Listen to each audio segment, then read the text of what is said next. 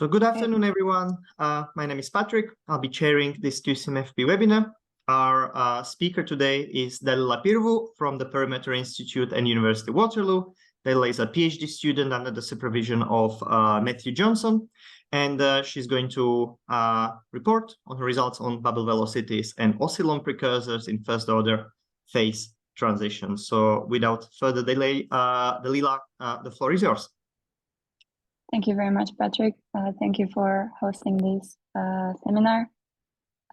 Yes, so I'll be presenting our latest research, which is going to be on archive imminently, hopefully before the end of the year, done in collaboration with my PhD advisor, Matt Johnson, and Sergei Sibiryakov, who is a particle physics at Perimeter Institute in McMaster.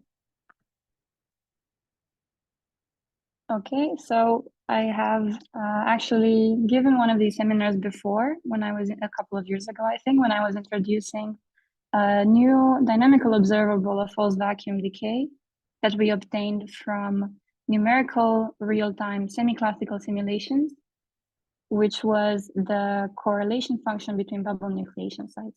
So we showed, you can show analytically, starting from simple statistical arguments, but also empirically from our truncated Wigner approximation simulations, that the bubbles do not form at random, but rather they cluster. And the length scale of the clustering can tell you something about the state or about the statistics of fluctuations of your false vacuum field in the initial state. We have continued this program of introducing new dynamical observables starting from our simulations, and we have found that the bubbles do not nucleate at rest, but rather they are formed with non-zero center of mass velocity that follows a distribution, and also that they do not nucleate out of the blue, but rather they are preceded by these large amplitude coherent fluctuations that are extremely stable and long-lived, which we call oscillons. And this is the general picture. I'll come back to it in the future. Other observables of false vacuum decay that exist and are well known, they come from the Euclidean instanton picture. These are the decay rate, or the time scale over which the decay happens, and the critical bubble profile. So that is the shape of the bubble, the size of the bubble, and its energy at the moment of nucleation when it appears, as I said, out of the blue from the underlying field. Why is it nice to have these new observables? Well, it's because these are predictions of any theory that you can go and measure in an experiment. So you could imagine designing tests to look for these observables in laboratory-based analog systems, but you can also learn more about the state of early universe cosmological fields. For example, okay, so first order phase transitions do not exist in the standard model of cosmology or particle physics, but in any extensions they are ubiquitous. So for example, inflation, it could have started as a first order phase transition. You could have reheating. Quite famously, the electroweak baryogenesis, the phase transition of the Higgs spontaneous symmetry breaking could be first order phase transition if you consider extensions of the standard model. And all of these leave, or you can have new physics that we don't even know about at the energy scale of above the electroweak scale. So these phase transitions, they have completed, but if they existed, they would have left imprints in the primordial gravitational wave background, which we are just now starting to probe. Specifically, very recently this year, we've found the stochastic gravitational wave background with measurements of the pulsar timing arrays, or nanograv. And we also are just now starting to look at gravitational waves with LIGO.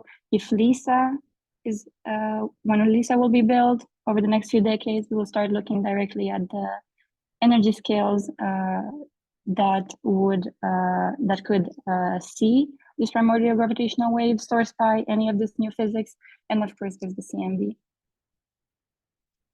Now, the exact phenomenology and observables in each of these phase transitions will be model dependent. So you have to have a very good idea about your effective potential so that you can go through the whole mechanism of Euclidean field theory and come up with a prediction for, say, the decay rate or the characteristic distance between bubbles. And this is how you get to model the precise signal of gravitational waves. So what we want to do with these observables is add corrections, add more information, add a real or a dynamical picture of how these phase transitions occurred so that we can have more detailed picture of what remnants they would leave, which we could measure today. So as I was saying, the main mechanism through which you can get these predictions is the Euclidean instanton formalism, which gives you a decay rate and a bubble profile. In this work, we work with a thermo-classical field theory that is described in the following way. So we start off with our scalar field theory with a Lagrangian of this sort, the potential I will introduce in a minute. Then the dominant contribution to the path integral will come from the Euclidean saddle point solution that has the least energy. This is called the bounce, and it takes the following form. So we see there's a sum between a gradient and the potential energy of a field, which field satisfies the following static equation of motion under these boundary conditions here. Now, for a field at finite temperature, you can think of it in the exact same way as a field theory in Euclidean space where your temporal dimension is given by the or where your time variable is given by the effective temperature, which also sets the size of the bubble. The observables, like I said, which you can get numerically for any theory, are the bounce, this field profile, the static solution and nucleation, the decay rate, and for the purposes of this talk, the critical energy of this bounce solution will also be an observable that we can measure and compare. In our dynamical lattice simulation, we employ the following picture. So we start off from a field which is sitting in the false vacuum, precisely at the false vacuum, with a spectrum of fluctuations that is centered around this massive scalar field in equilibrium with a heat bath at temperature T. So we sample stochastically these fields with the coefficient of each mode, sample from a Gaussian. The dispersion relation is that for a Klein-Gordon field, where the mass scale is set by the curvature of the potential around the false vacuum. And then the evolution proceeds classically for each simulation independently. You time evolve your stochastic sampling of the field in each realization, and eventually, if you wait long enough, you obtain bubbles.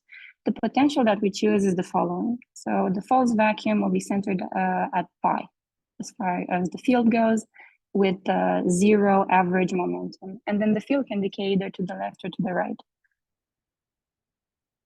Like I said, we start off with a field that is a scalar field that is initially in contact with, in equilibrium with a heat bath at a finite temperature T that we control. And then as we let the field evolve, effectively we are uncoupling the scalar field from the heat bath, and we look at the evolution of its dynamics. Here I'm showing for interest the power spectrum of this field at initialization, ensemble averaged for a particular initial temperature T. You see the power spectra in the field and momentum look precisely like the Bose-Einstein field with this dispersion relation. And then we let it evolve. Immediately after the initialization, we say we unplug the heat bath. So the fluctuations around the false vacuum will start to probe the shape of the potential around this minimum. Of course, this is not perfectly quadratic. And in fact, you do not start in equilibrium because there exists this lower energy state, the true vacuum state, that the long wavelength modes are fully aware of as soon as the time evolution starts. At the same time, you're in a finite box, you're in a lattice. Therefore, there is a UV cutoff that truncates your power spectrum, which puts you in a state that is not the true equilibrium of your theory. The true equilibrium of this classical thermal theory will be the Rayleigh-Jean spectrum. We're starting off from Bose-Einstein spectrum. So we expect as the time evolution goes on, the modes, the energy will readjust on the lattice. So power will be transferred from the infrared towards the ultraviolet. And this is precisely what we see. So at t equals 0, we started from the Bose-Einstein distribution, which here is the straight black line. That's the theoretical spectrum. In blue is the ensemble average power spectrum at initialization. And then you see as time goes on, the effective couplings of the field, power spectrum, but also potential, they start to renormalize as a function of both the initial temperature, but also lattice cutoff. And you see how the power that was originally in the UV migrates slowly towards the UV in an attempt of the field to reach the Rayleigh-Jeans equilibrium. This Rayleigh-Jeans distribution takes the following form. So very simply, at infinity, after an infinite time evolution, when the field will have reached this thermal equilibrium, then you will obey the equipartition theorem, right? Where the temperature can be extracted from the amplitude of the momentum fluctuations, like so.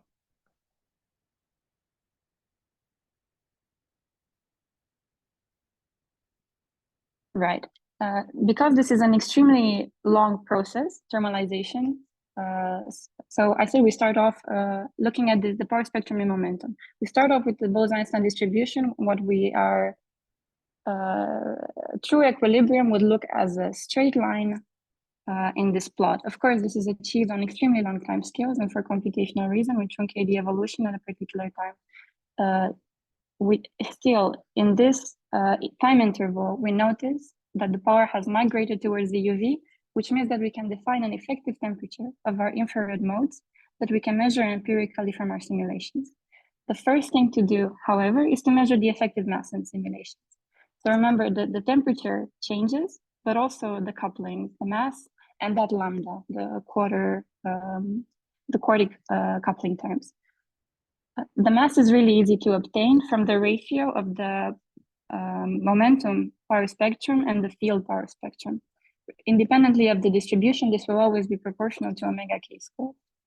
And if you look at the curve in pink, that is the data, it offers you an extremely precise measurement of the effective mass, given the dependence of the dispersion relation on this mass. So here already we notice that at late time, our mass has changed compared to the initial conditions by 20%. Then we can look at the time evolution of the field power spectrum and the momentum power spectrum. And we know that we expect Rayleigh-Jeans in equilibrium. So let us use this effective mass and the Rayleigh-Jeans distribution to find what the effective temperature is as felt by the long wavelength modes in the field. And we obtain this following value here. So you see on scales that are below roughly the mass scale, the this equipartition is fulfilled. Momentum is proportional to the temperature up to systematic errors, which are quite large, but I'll get to that in a moment. And you can say that the on scales relevant to the bubble formation, which are scales below or at the mass scale, the field sees an effective temperature, which is roughly 30% of the temperature of the heat bath initially. You can, of course, trace the time evolution of these effective parameters with time. Okay, so the mass does something very drastic immediately after initialization. It changes by roughly 10 to 20%, and then it starts to grow slowly. The temperature, of course, will mimic this behavior, since we measure the temperature starting from the effective mass at that particular time slice. And you see that the temperature evolves evolves rapidly in the beginning, but then slows down, and it seems to reach a plateau around MT, roughly equal to 160. Beyond that point, we assume that the temperature is constant, at least on the scale that we probe, on scales up to the size of the critical bubble. Of course, that the true thermalization is reached much later in the time evolution, but for our purposes, if we are only interested in the critical bubbles or on the energies on the scales relevant for bubble formation, we say that the field has achieved a local equilibrium. The effective temperature that we use for the rest of this work is labeled here in this plot on the right. So you see all temperatures, all initial temperatures have changed by a lot, by 60%. We knew we were on the right track with this interpretation of thermalization when we computed the decay rate. So we have a functional form for the decay rate from Euclidean theory. It's this expression here labeled on the plot with the black line. If we use the critical energy of the bounce that I presented a few slides ago, and I use the effective temperatures as measured from the power spectra, assuming the Rayleigh-Jeans distribution, and leaving only this prefactor A as a free parameter, I get a very good agreement with the data. So in this effective picture, we recover a main prediction of Euclidean instanton theory. Now back to our empirical observables. Just running this is, for example, here a set of examples of bubbles as they appear in this lattice simulation. So this is a space-time diagram on the x-axis. You see the spatial extent of our lattice, and then the time evolution. The bubbles, if you see these precursors, these shiny white lines, those are the that is where the field lingers around the turning point in the potential as it escapes the false vacuum and falls into the true vacuum. Now, in the thermal theory, the critical solution is infinitely long-lived. So the true critical solution would just stay at this inflection point forever. But of course, the fluctuations are perturbing the solution. So it can either bounce back or it can decay into a bubble. And here I'm only showing the bubbles. You see already, based on the trajectories of these precursors, that they do not form at rest.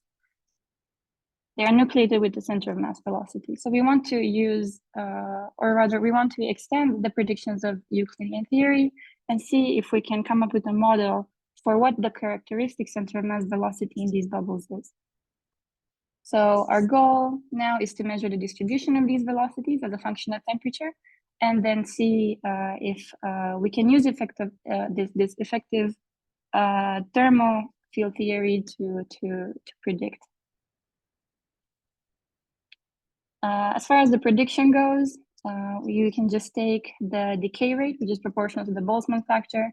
Now, this critical energy that I label here is simply the energy needed to produce a bubble that forms at rest.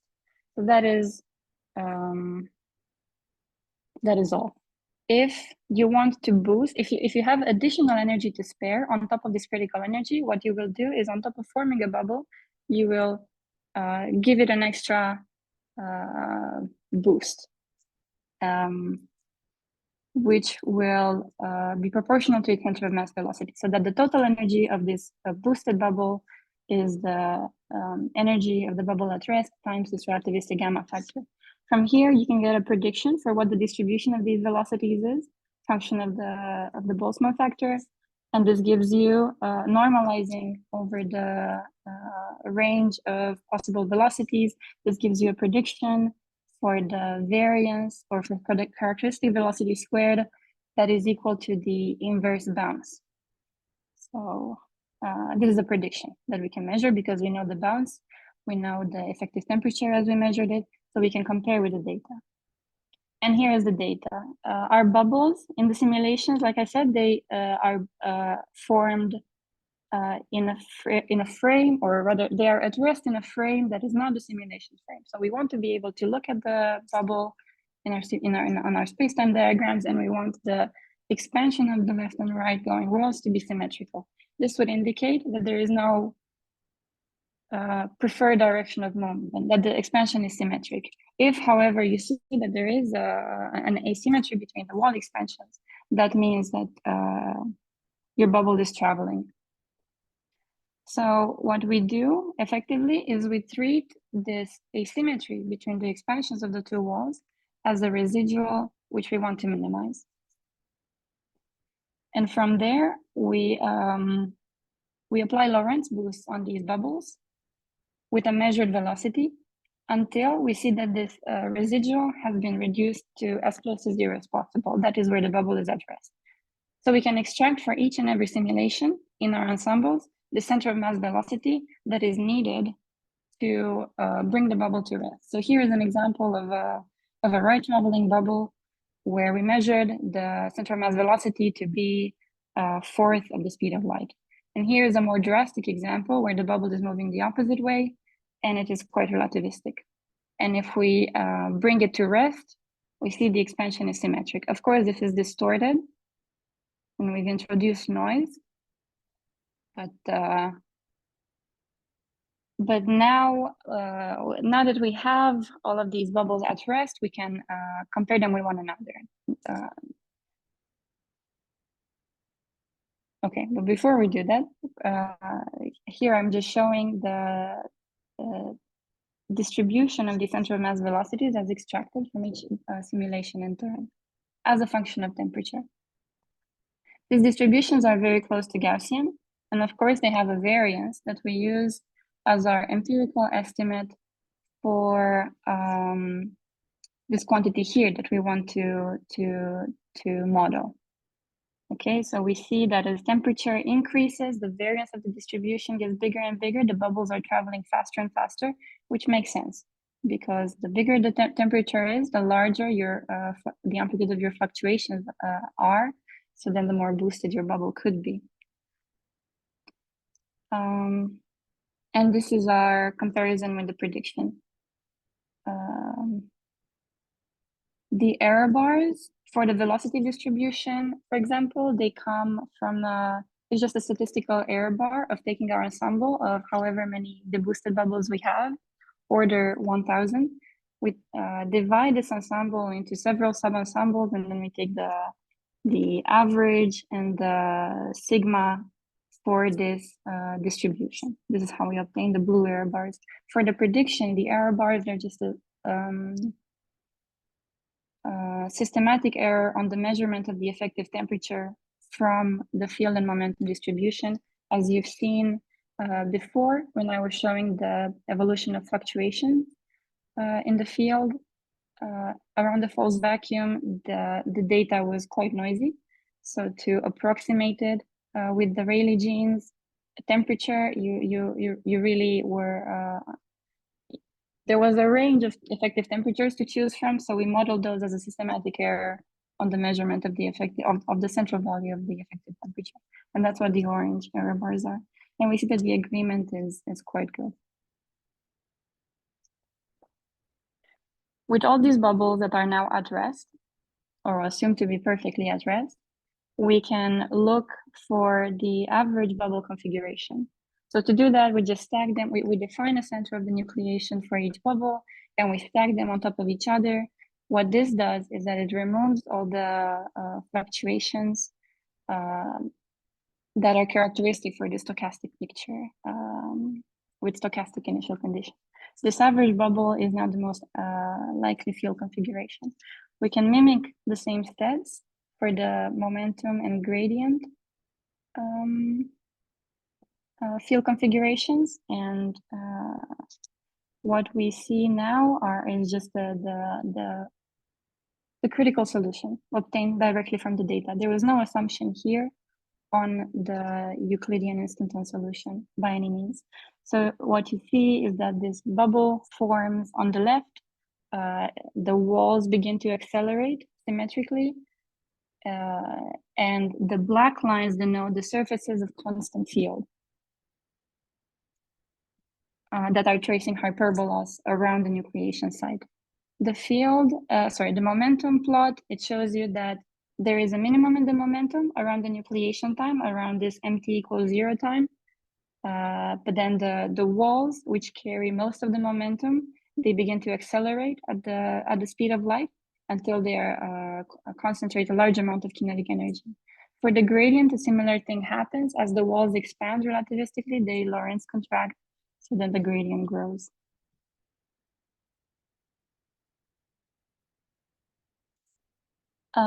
So the previous picture was the ensemble average for the critical bubble at a single temperature. But of course, you can do this for all the temperatures, and then you can compare them to one another. And what you find is that they all look remarkably similar. So for example, here I'm plotting at the bottom just the time evolution of the one-point function of these averages that are shown here in the space-time diagrams, but I'm showing the field amplitude as a function of time. So you see, if you offset these curves in the correct way, you get precisely the same time evolution, although the temperature of the heat path at initialization was different. And you see, it's quite nice. Before the nucleation, before T0, the field was oscillating coherently around the false vacuum. Afterwards, it oscillates precisely around the false vacuum centered at 2 pi. And in the momentum, you have a local bump. So the average momentum is 0 before or after, but right at nucleation, there seems to be a bump. The amplitude of this bump is not significant. It's roughly equal to the amplitude of fluctuations of the momentum on the initial slice, but nonetheless, it's an interesting feature because in the instanton theory, the momentum is predicted to be 0. Now, we would like to see what our empirical average tells us about the critical solution, about the bounce, or about the moment of nucleation. So to find that, we can take we take slices at constant time through this image here. They would look like this. So for example, for some arbitrary t centered around nucleation, okay. At this point, t = 0 is just a label. We don't know that it is the critical solution. So we're just taking a slice through the field, and we see this looks roughly Gaussian. This looks like roughly like what we expect from instanton theory. So we can place it as initial conditions in our code that time evolves the bare equations of motion. We assume 0 momentum and 0 fluctuations, and we ask if a bubble is produced, and the answer is no. If the answer is no, you see it just dissipates. So we start off at t = 0 with this field configuration plotted here, and as time goes on, it just slowly, very slowly dissipates. So you can take t plus dt, or t plus 1, and repeat the procedure until you find the critical bubble. There you say, okay, this is the solution to my equations of motion. And the bubble looks like this. And this is your t critical, which is labeled t = 0. So time evolving this critical solution, we obtain the bubble. But if we go one step before, we get this extremely long-lived oscillon-like precursor. These are really pretty pictures to stare at for a moment. Okay. So we can compare these with the instanton, right? So we have identified our critical slice at some t against the numeric the bounce phi b, as I labeled it before. This is shown in dotted line. we see that the similarity is quite good, both in the field profile, but also in the gradient. Like I said, there is a bump in momentum, which is not expected in instanton theory. This should be a static solution. So we haven't looked in detail at this, but it's quite interesting to see. So this could be either a residual from the deboosting procedure, perhaps these bubbles were not fully addressed, or this could tell you something new. Taking the phi b and evolving it under the same equation of motion, you get these images that look very similar with what we found for our critical solution. In particular, between the, I'm looking at the bottom panel, between the left and the right-hand side, the difference in the initial condition in the amplitude of the peak of 5b is 1 part in 10 to the 4. So the true solution to the equation of motion would be static, would be perfectly in balance at the top of the potential, this turning point in the potential between the false vacuum and the true vacuum. But of course, we're on a lattice, we have finite precision, so what you get is a 1 out of 2 chance to either collapse or expand. But here what I'm trying to show is that qualitatively, both the critical bubble and the time reversal of that critical bubble qualitatively look very similar. Before I showed the comparison between the measurement, the empirical measurement of the velocity distribution from data versus the inverse bounds prediction from Euclidean theory.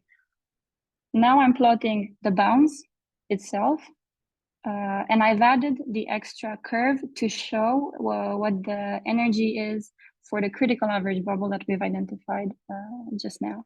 So that is in orange. The errors correspond once again to the effective temperature. So we assume no error in the measurement of the critical bubble.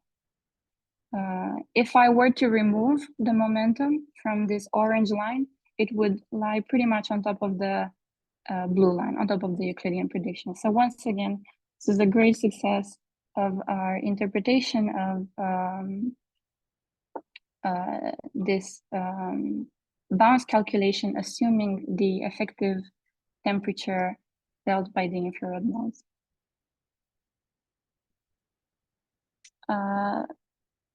Another observable that I want to introduce is this bubble precursor. So in Euclidean theory, you start off with your field configuration, then you switch to imaginary time, you produce a bubble, go back into real time, and there is your bubble in the middle of your field with a finite size. But you've lost all information about what the field configuration is when you were in Euclidean time. Now with this dynamical picture, you can of course recover the bubble precursors. And in particular from the average bubble, you see that there is this large underdensity in the field amplitude before that precedes the appearance of this average bubble. So what we can do is we can trace the evolution of this of each bubble in turn in our simulation and see what the field was doing, what the field dynamics was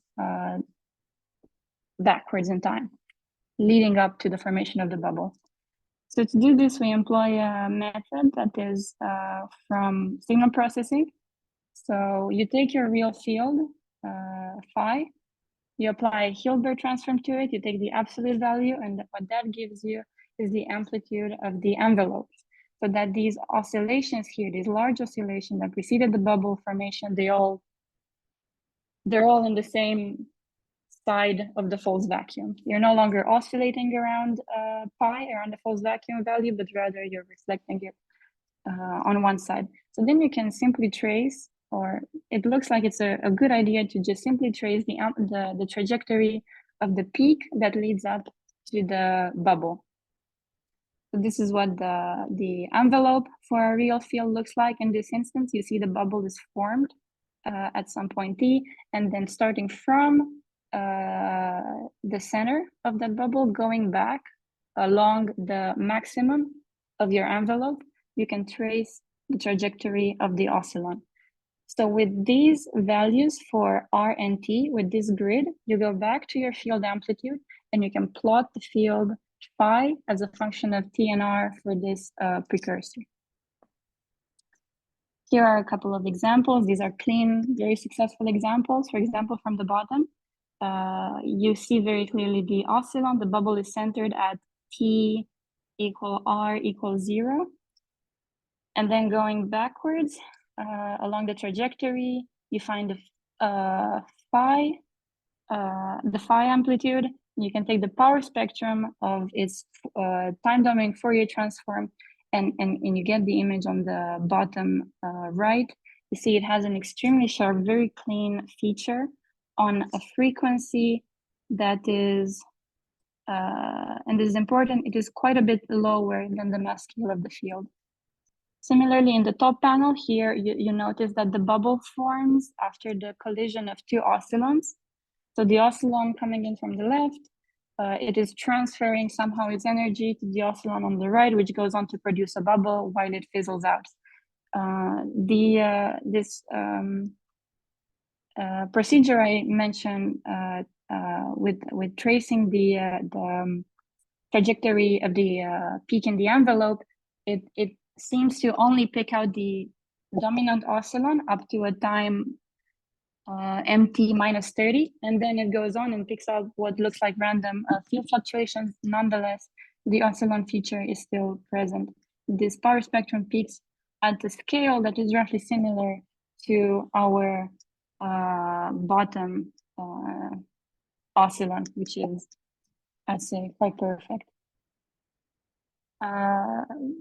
And even more stressing on this point, you can take the exact same simulation, right, and trace this bubble precursor, or you can draw a random line through the simulation, and you can notice that their spectral signature look quite similar. So although this at the top, although the oscillon is traced for a short amount of time, it still leaves an imprint in the power spectrum, whereas the completely random trajectory that doesn't take into account the dynamics of the oscillon won't see it.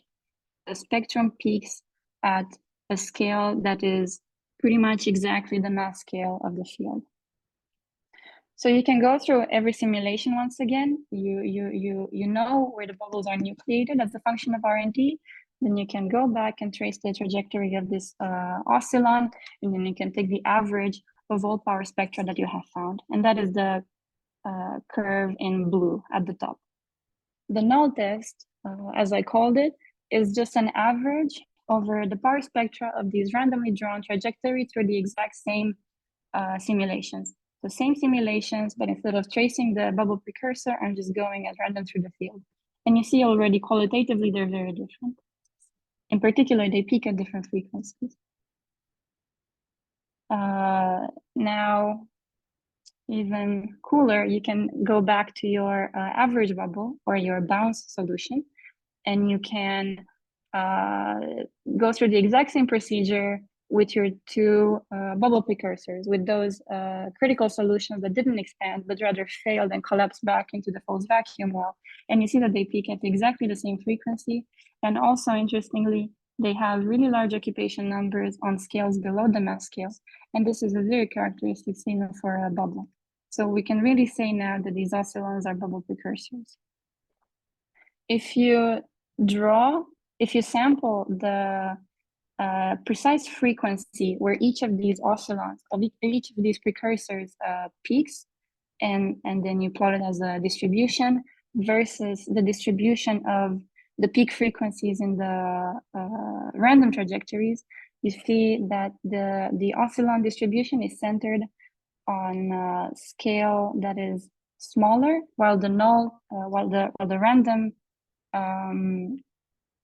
randomly drawn trajectories have characteristic oscillon that is almost precisely on the scale of the effective mass. Remember, that was roughly 80 to 90% of the initial mass. Oops, sorry. Okay.